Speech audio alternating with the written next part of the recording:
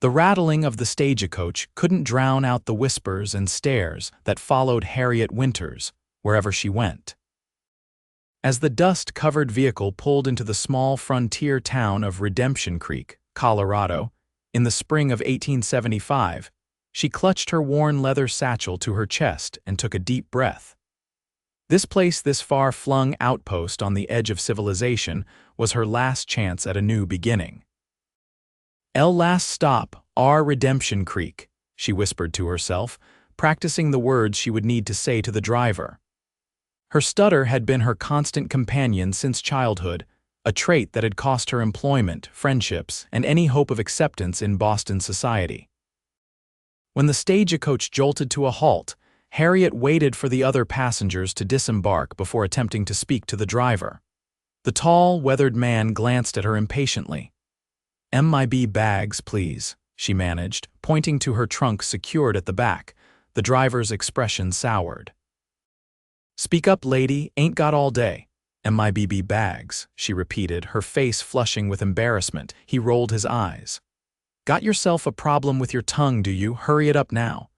Tears stung her eyes as she stepped away, waiting for him to unload her belongings. This was precisely why she had traveled nearly 2,000 miles west.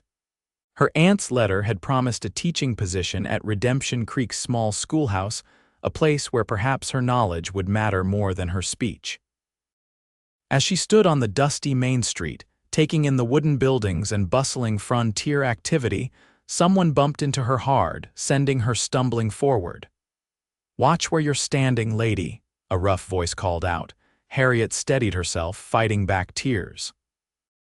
She was tired, hungry, and already questioning her decision to come west. The schoolhouse was supposedly at the end of the main street, past the general store. She would make her way there, introduce herself to the town council, and hopefully begin her new life. The midday sun beat down as she struggled with her trunk, too proud to ask for help after the driver's reaction. Sweat beaded on her forehead, and she was ready to collapse when a deep voice spoke from behind her.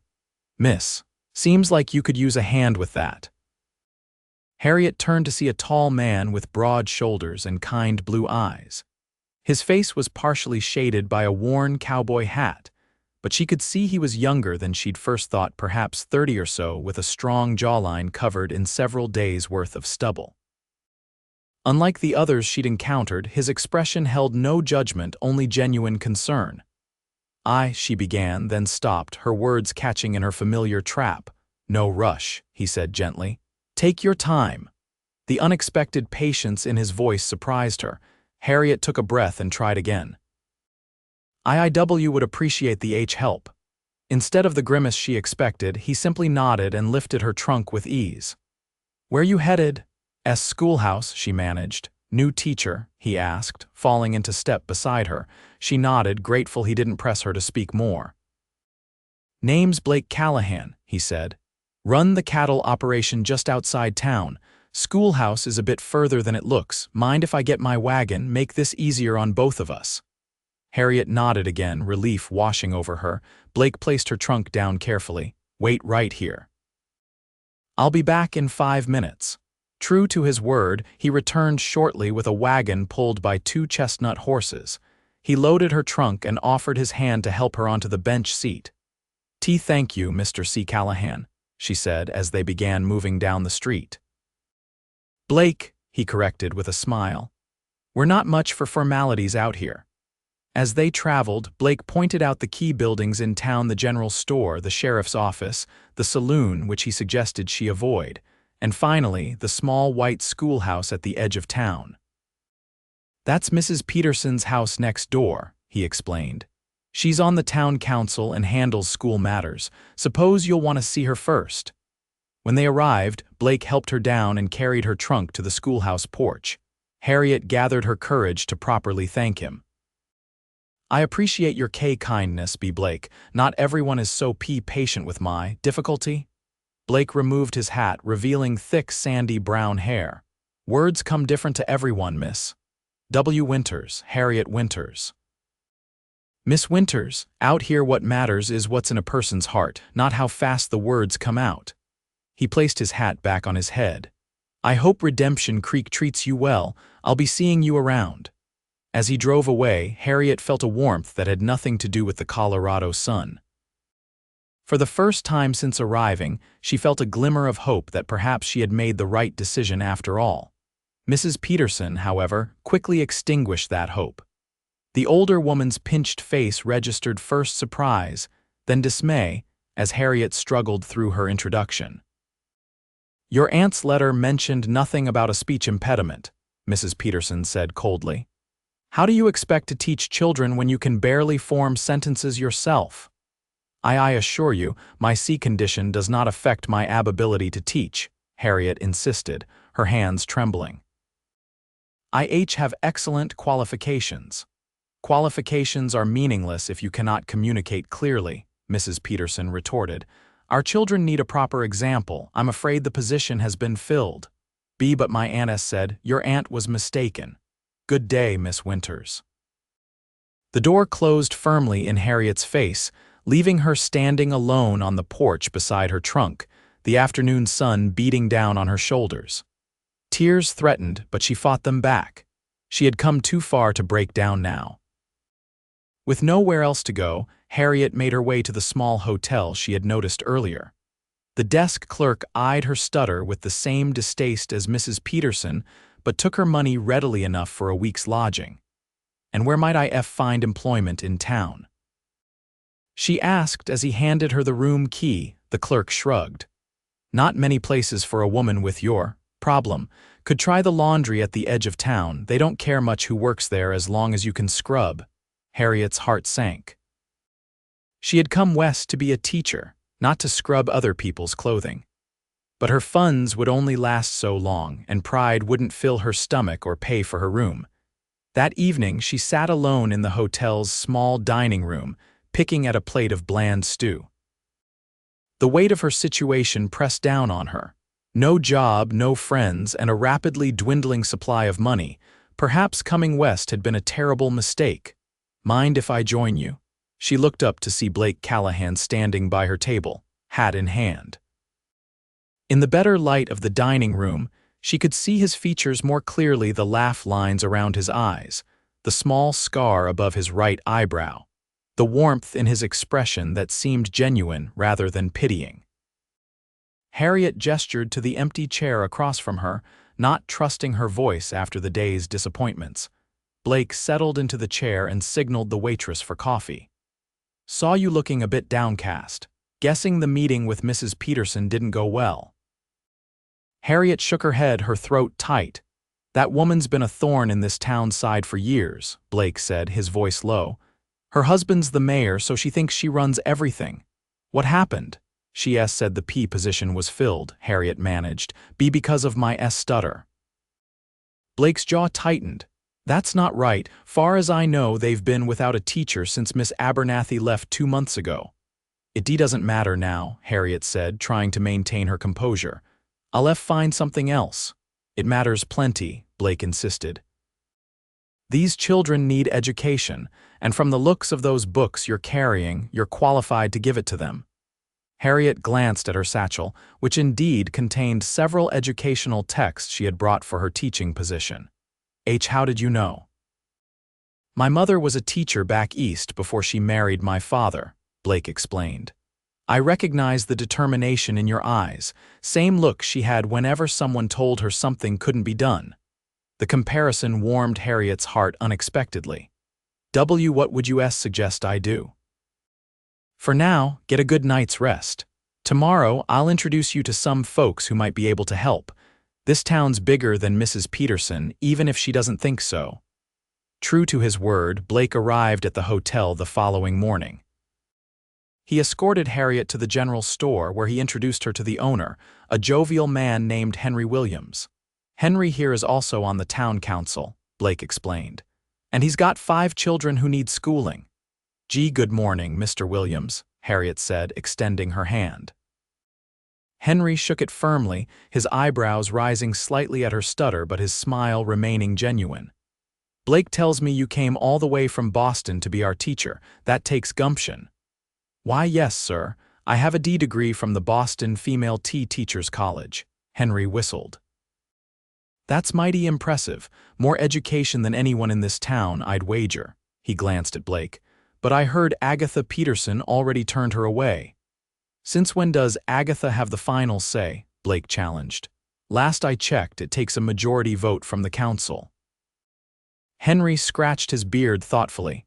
You're right about that, and the children have been running wild with no schooling these past months. He turned back to Harriet. Would you be willing to demonstrate your teaching abilities, perhaps give a lesson to some of the children?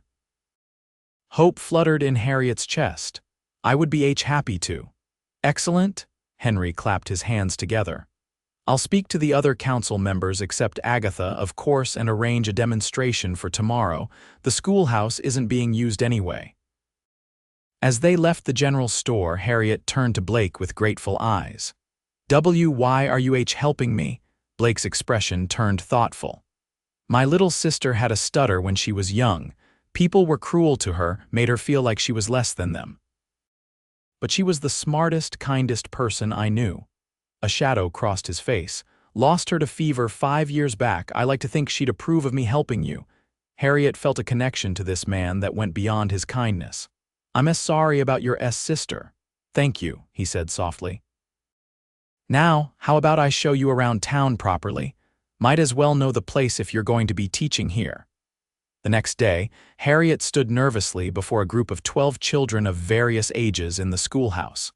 4 members of the town council, including Henry but excluding Mrs. Peterson, and the mayor sat at the back of the room observing. She had spent the previous evening planning her demonstration carefully, knowing her stutter would be most pronounced when she was anxious. Taking a deep breath, she began. Good morning, children. My name is Miss Winters, and today we will explore the wonders of mathematics and literature. Some of the younger children giggled at her stutter, but she pressed on, determined. She had them count together, solve simple arithmetic problems, and then read a short passage from Robinson Crusoe, explaining unfamiliar words and asking questions about the story. As the lesson progressed, Harriet found her rhythm. Her stutter remained, but it became less pronounced as she focused on the material rather than her audience.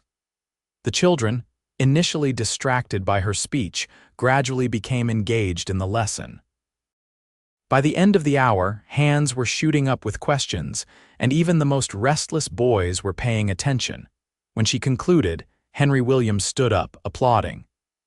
I believe I speak for my fellow council members when I say that was most impressive, Miss Winters. But what about her speech problem? One of the other council members asked. The children were laughing.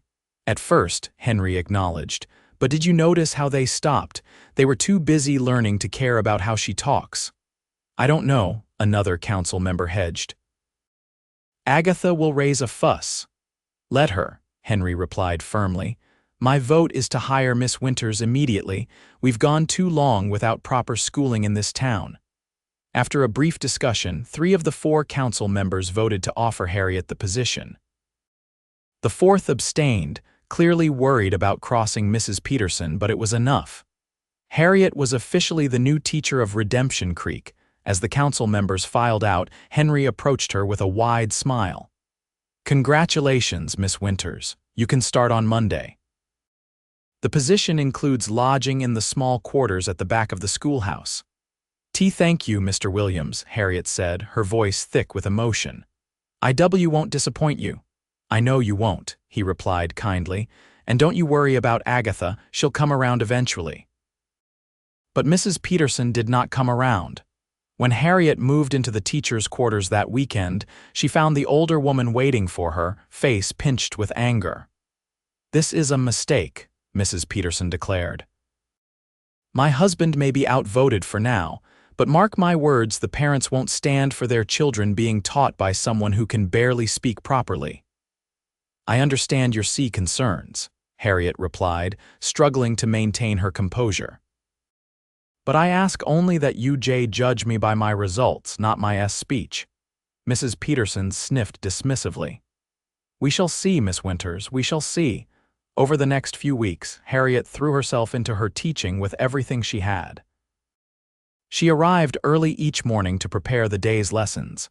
stayed late to grade papers, and spent her Sundays creating individualized exercises for students who were struggling. Despite her stutter, the children were learning, many showing more progress than they had with previous teachers. Blake Callahan became a regular visitor to the schoolhouse, often bringing books from his personal library or volunteering to speak to the children about ranching and cattle. Harriet couldn't help noticing how the children responded to him, especially the boys, who looked at him with undisguised admiration. "You're good with them," she remarked one afternoon as they watched the children playing during their midday break. Blake smiled, the corners of his eyes crinkling. "Children are good judges of character. They know who genuinely cares and who's just putting on a show." "Is that why they've accepted me despite my stutter?" "That's exactly why," Blake confirmed. "You care about them and they know it. The stutter, they barely notice it anymore." It was true. After the initial curiosity, most of the children had adapted to her speech pattern, sometimes even helping her find words when she struggled. Only a few notably misses. Peterson's grandchildren continued to make occasional mocking remarks, clearly influenced by their grandmother's attitude. As spring turned to summer, Harriet found herself settling into life in Redemption Creek.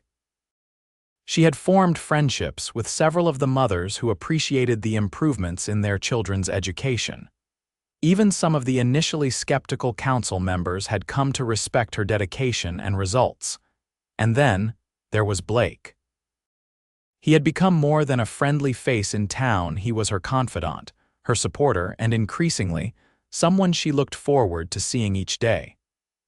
Their conversations ranged from literature to philosophy to the simple joys of frontier life. He never rushed her speech, never finished her sentences unless she asked for help, and always listened as if every word she spoke was valuable. One warm June evening, Blake invited Harriet to dinner at his ranch. "Nothing fancy," he assured her. "But my cook makes the best beef stew this side of the Mississippi, and I thought you might enjoy a change of scenery." Harriet accepted, ignoring the butterflies in her stomach. This wasn't a courting call, she told herself. Just a friendly dinner with the man who had become her closest friend in Redemption Creek. Blake's ranch was modest but well-maintained, with a sturdy main house, a bunkhouse for his ranch hands, and various outbuildings. The interior of his home surprised her with its touches of refinement, bookshelves lined with classics, comfortable furniture, and even a piano in the corner. "It was my mother's," Blake explained, following her gaze to the instrument. "Do you play?" Harriet nodded. "A little." Music was one area where my stutter didn't matter. "Would you play something after dinner?" he asked, his voice soft. "I haven't heard music in this house for a long time." Dinner was as delicious as promised, served by Blake's cook, an elderly man named Eduardo who had been with Blake's family for years. They ate at a small table on the porch, watching the sunset paint the Colorado sky in brilliant oranges and pinks. "How did you end up in our Redemption Creek?" Harriet asked as they finished their meal. Blake leaned back in his chair, his face thoughtful. "My father started this ranch 30 years ago when there was nothing but wilderness here, built it up from nothing. When he passed 5 years back, it fell to me to keep it going." "Do you enjoy our ranching?" He considered the question seriously. "Parts of it. I love the land, the cattle, the sense of building something lasting, but I miss the intellectual stimulation sometimes. Before my father died, I was studying law in Denver." "You would have made a fine lawyer," Harriet observed. Blake smiled wryly. "Perhaps, but duty called and here I am." After dinner, true to her promise, Harriet played the piano. Her fingers were rusty at first, but soon the familiar notes of Chopin filled the room. When she finished, she turned to find Blake watching her with an expression that made her heart skip.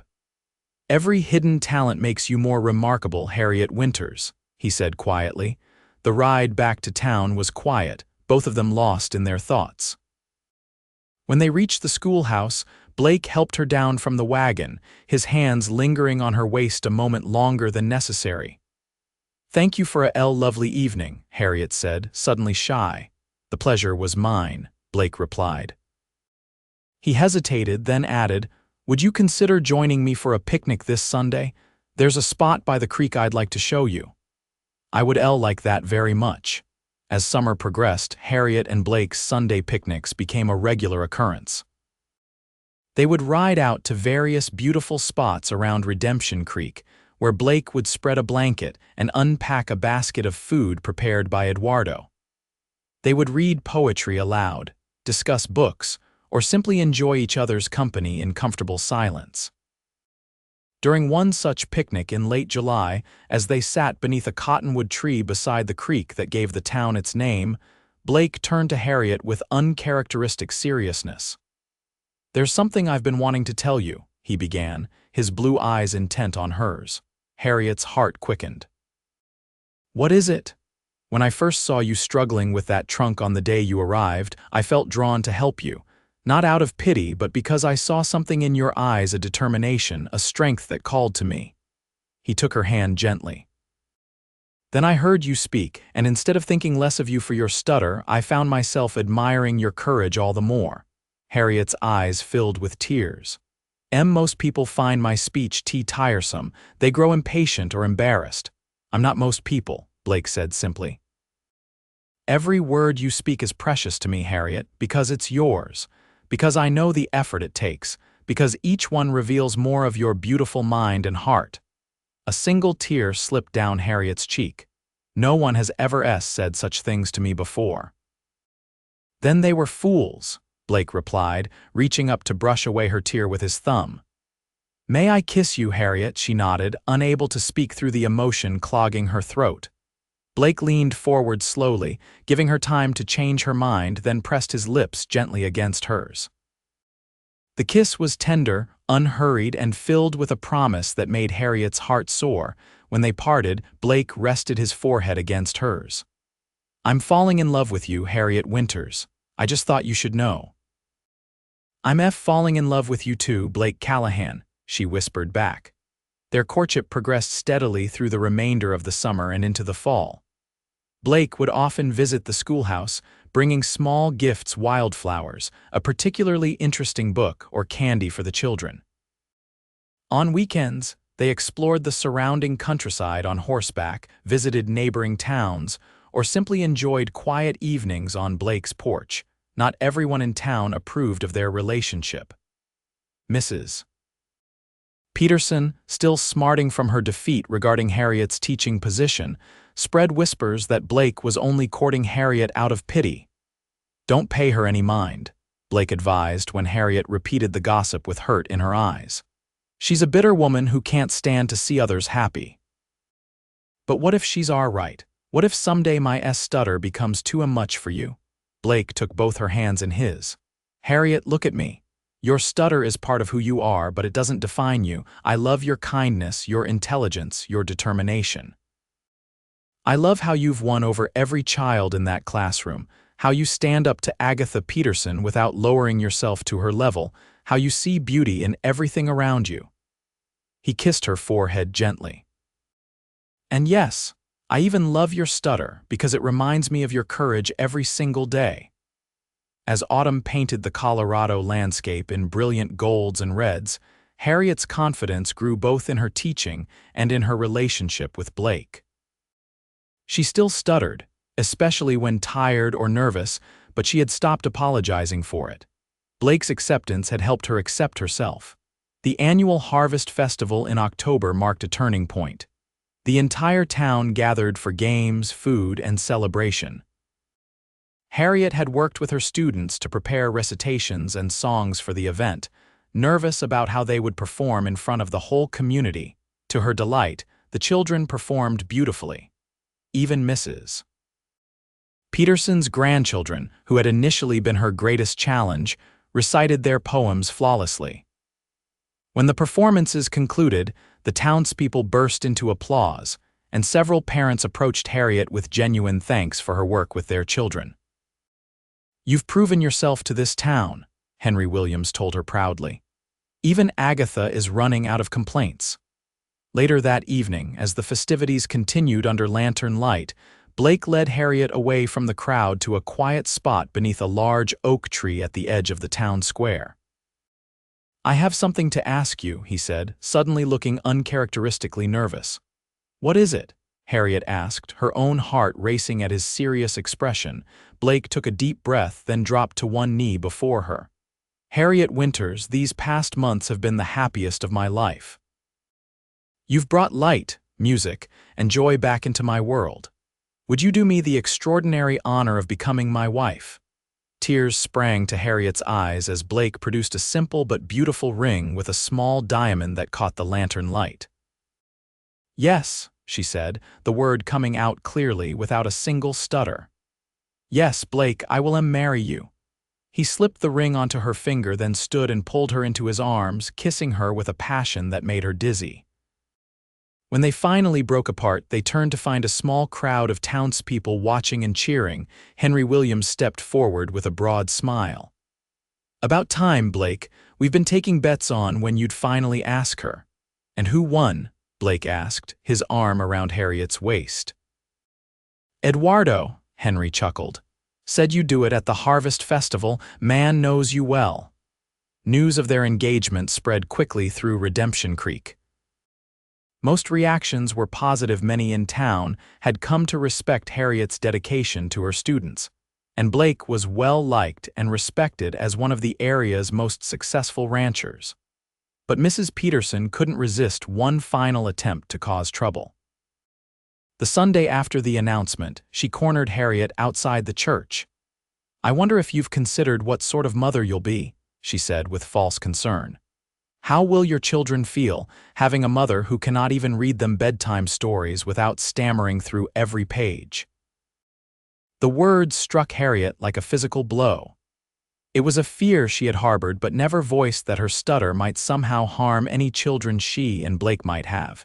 She returned to the schoolhouse in low spirits, declining Blake's invitation to Sunday dinner.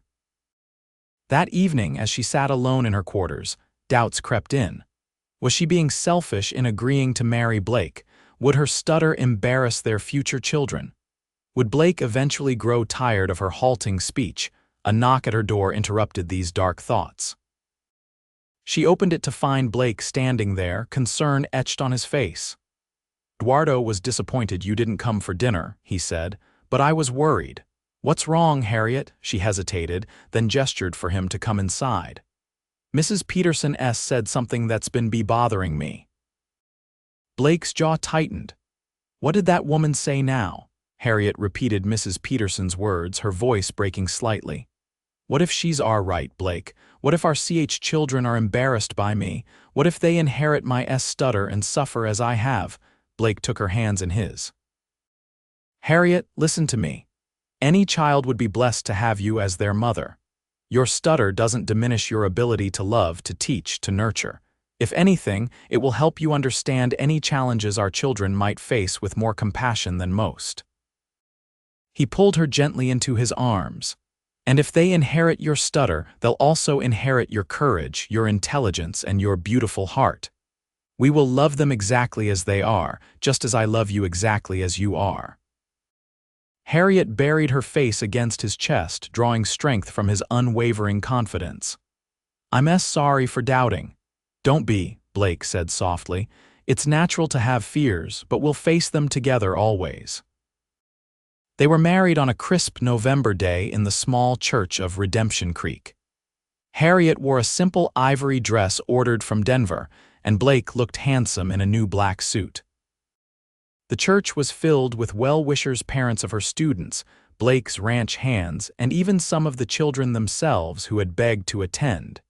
When it came time for Harriet to recite her vows, a hush fell over the congregation. She took a deep breath, focusing only on Blake's loving eyes. "I, Harriet Winters, take you, Blake Callahan, to be my husband," she began.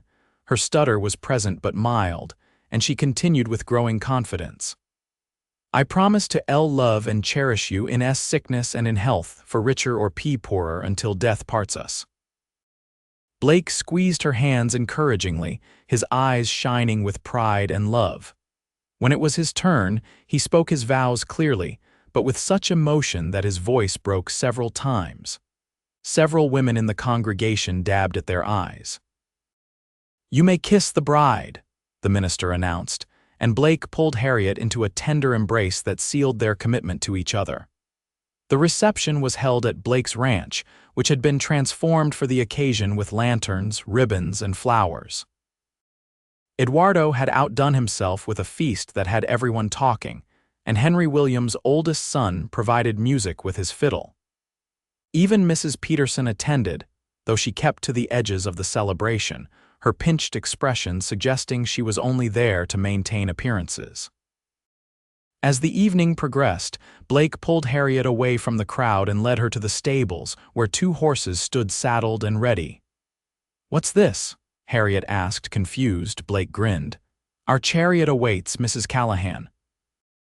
I thought we might slip away from our own reception for a little while." They rode to a ridge overlooking the ranch and the valley beyond, now their shared home. The setting sun painted the landscape in gold and amber, and in the distance, they could see the lights of Redemption Creek twinkling like earthbound stars.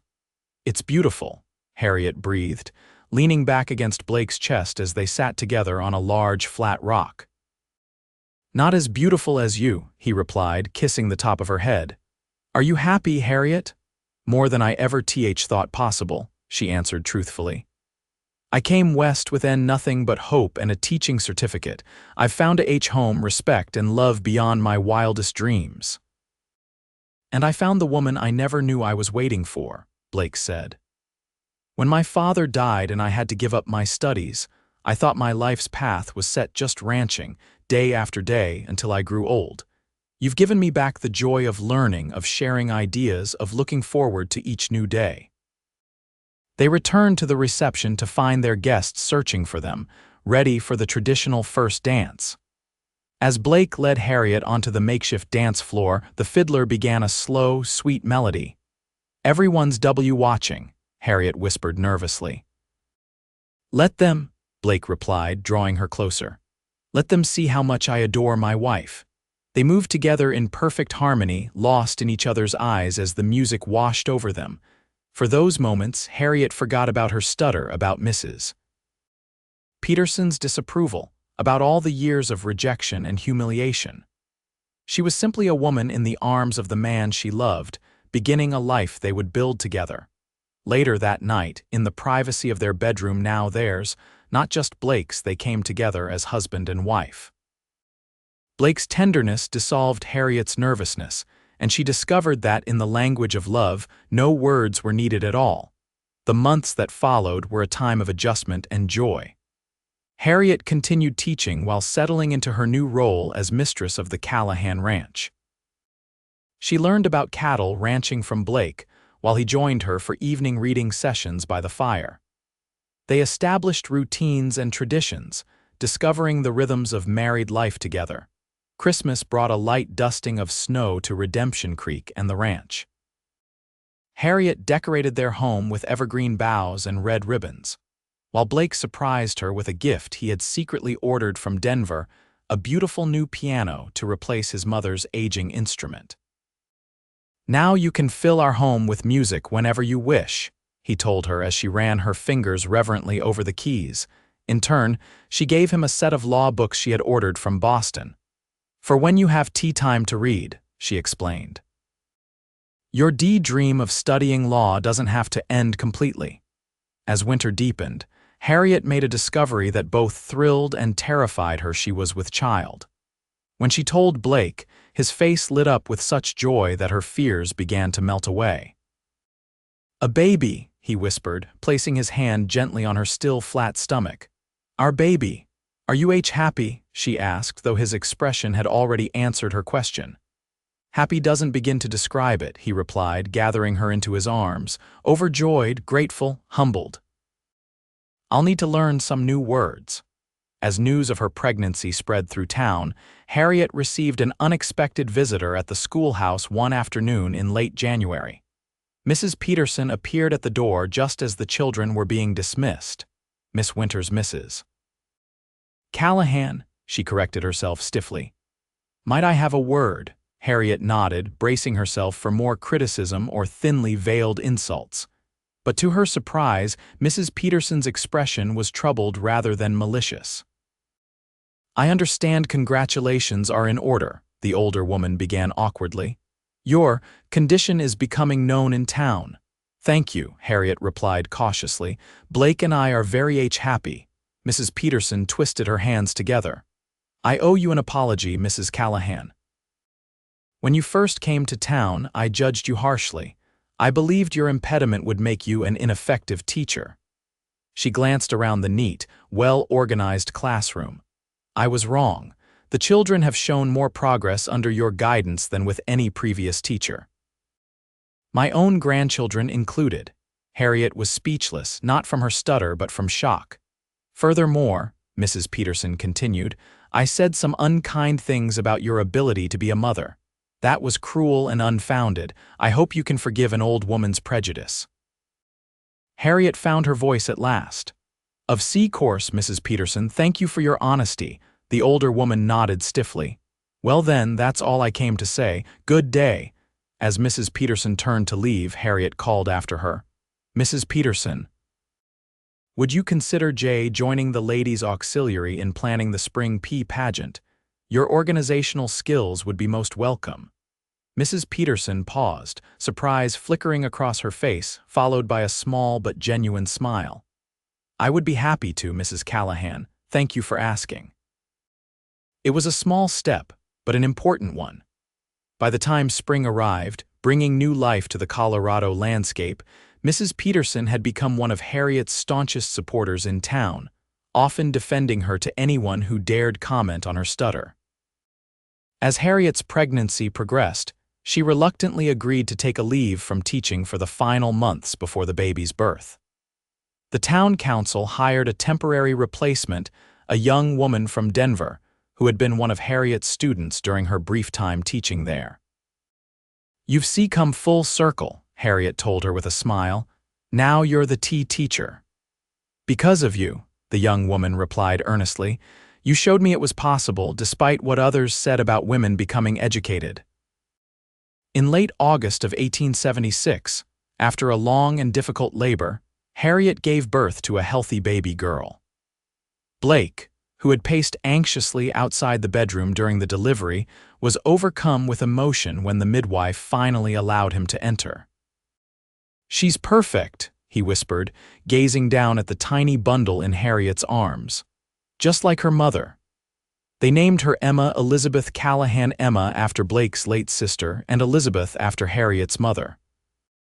She had Blake's blue eyes and a dusting of dark hair that promised to be like Harriet's rich brown locks. "You think she'll have my stutter?"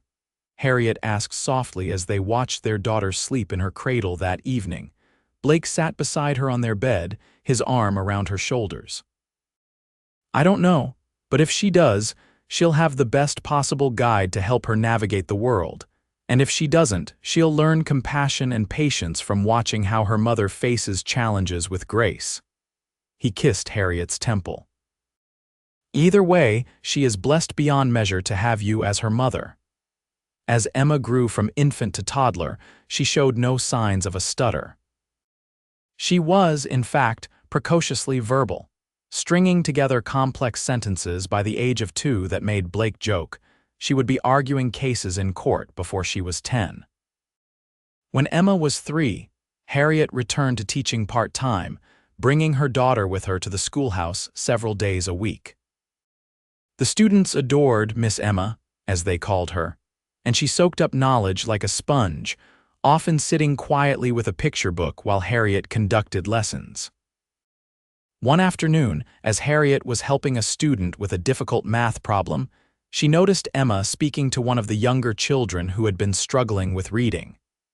To her amazement, her daughter was patiently sounding out words, just as Harriet had taught her. "Sound it out slowly," Emma was saying. Take your time." Harriet froze, her heart constricting. Emma had developed a slight stutter not as pronounced as Harriet's but unmistakable, and she was using it to empathize with a struggling student. That evening, after Emma was tucked into bed, Harriet told Blake what she had witnessed. She's beginning to stutter, Blake, just a little, but it's there. Blake set down the law book he had been reading. How do you feel about that? I'm worried for her, Harriet admitted. I don't want her to face the same rejection I did. What else are you feeling? Blake pressed gently. Harriet considered the question. Proud, she realized. She was using it to help another child. She wasn't embarrassed or frustrated. She saw it as a way to connect. Blake smiled. That's our daughter, finding the gift in what others might see as a flaw. He took Harriet's hand. And that's because of you, my love. You've shown her that differences aren't weaknesses. As the years passed, Emma's slight stutter sometimes appeared when she was excited or tired, but it never developed into the more pronounced impediment that Harriet experienced. And true to Blake's prediction, their daughter grew into a confident, articulate young woman who often stood up for others who were different or struggling. When Emma was 5, she gained a brother, William Blake Callahan, a sturdy boy with his father's sandy hair and his mother's thoughtful brown eyes. Unlike his sister, William was quiet and observant, speaking in full, carefully constructed sentences from the moment he began to talk. He's making sure everything is perfect before he says it, Blake observed with amusement. A true lawyer in the making. Life at the Callahan Ranch settled into a rhythm of work, learning, and love. Blake's cattle operation prospered, allowing him to hire more hands and eventually expand their holdings. He also began to take on occasional legal work for neighbors, using the knowledge he gained from his law books to help with contracts and property disputes. Harriet continued teaching, becoming not just accepted but beloved in Redemption Creek. Her stutter remained, but over the years it became less pronounced as her confidence grew. New arrivals to town sometimes noticed it, but longtime residents barely heard it anymore. On their 10th wedding anniversary, Blake surprised Harriet with a trip to Denver, leaving the children in the capable care of Eduardo and his wife, Maria, who had joined the household staff as housekeeper when William was born. 10 years, Blake marveled as they sat in their hotel room after a night at the theater, a luxury they rarely experienced in Redemption Creek. Sometimes it feels like yesterday that I saw you struggling with that trunk on Main Street. And sometimes it feels like I've loved you all my life, Harriet replied, resting her head on his shoulder. Blake lifted her chin gently. Any regrets about marrying a simple rancher instead of some sophisticated city man who might have taken you to the theater every week? Harriet shook her head firmly. Not one. You gave me something far more precious than theaters or fine dining, Blake. You gave me acceptance, a home, a family. You saw in me, not just my stutter. I see you more clearly with each passing year, Blake said softly. And I fall more in love with what I see every day. They returned to Redemption Creek to find the town buzzing with excitement. During their absence, the territorial governor had visited and announced that a railway spur would be built to connect the town to the main line, bringing new opportunities for growth and commerce. Things are going to change, Henry Williams told them when they stopped by the general store. This town's going to grow, mark my words. He was right. Over the next 5 years, Redemption Creek nearly doubled in size. New businesses opened, including a proper hotel, a bank, and even a small newspaper. The schoolhouse was expanded to accommodate the growing number of children, and Harriet was named headmistress, overseeing 2 additional teachers. Blake's legal knowledge became increasingly valuable as the town grew, and with Harriet's encouragement, he finally took the step of sitting for the territorial bar examination. At the age of 45, he was officially admitted to practice law, opening a small office in town while continuing to oversee the ranch operations. You did it, Harriet said proudly when he showed her the certificate. You followed your dream. One of my dreams, Blake corrected, pulling her close. My other dream was having a family with you, and that one came true long ago. Emma, now 15 and as determined as her mother, declared her intention to become a doctor, a bold ambition for a young woman in 1891. Instead of discouraging her, Blake and Harriet began investigating medical schools that accepted female students. "It won't be easy," Blake warned his daughter. "There will be those who say you can't or shouldn't do it because you're a woman." Emma lifted her chin in a gesture so like her mother that it made Blake smile.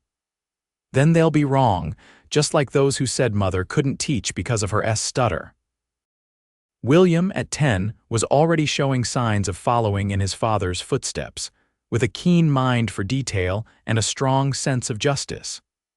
He would often sit in Blake's office after school, quietly observing as his father met with clients. "Our children will have opportunities we never imagined," Harriet remarked to Blake one evening as they sat on the porch watching the sunset. "Because they believe in themselves. Because they had a mother who showed them that limitations only exist if you accept them," Blake replied, squeezing her hand.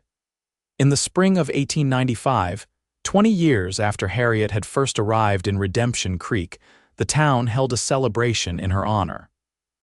The small schoolhouse where she had begun her teaching career had grown into a proper school with multiple classrooms and over 100 students.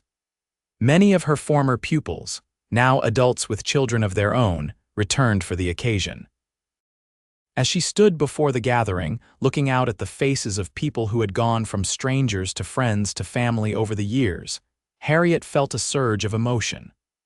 Her stutter, though still present, had become merely a part of her speech pattern, not a barrier between her and the world.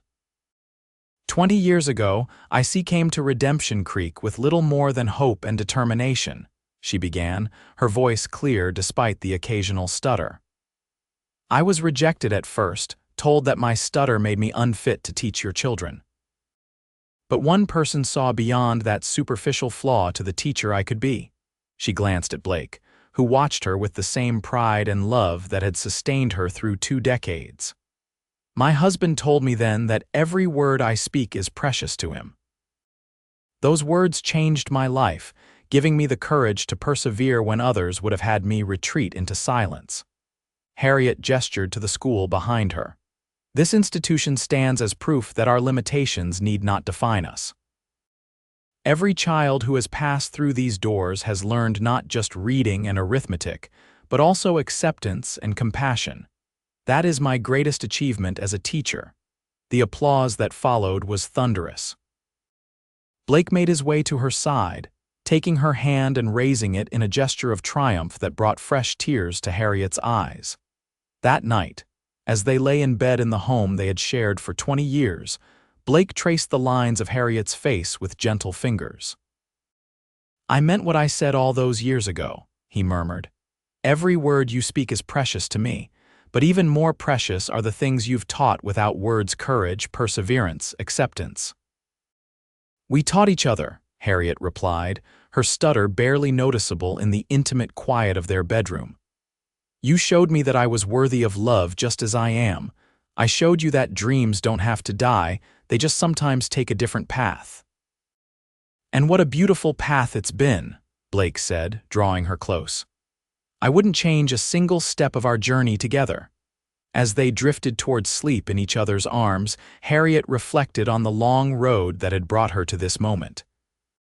From a stuttering, rejected teacher to a respected educator, beloved wife, and mother of 2 remarkable children, her life had unfolded in ways she could never have imagined that dusty day in 1875, when she first arrived in Redemption Creek. And it had all begun with a kind cowboy who saw beyond her stutter to the woman beneath, who had the wisdom to recognize that sometimes the most precious words are those that take the longest to say.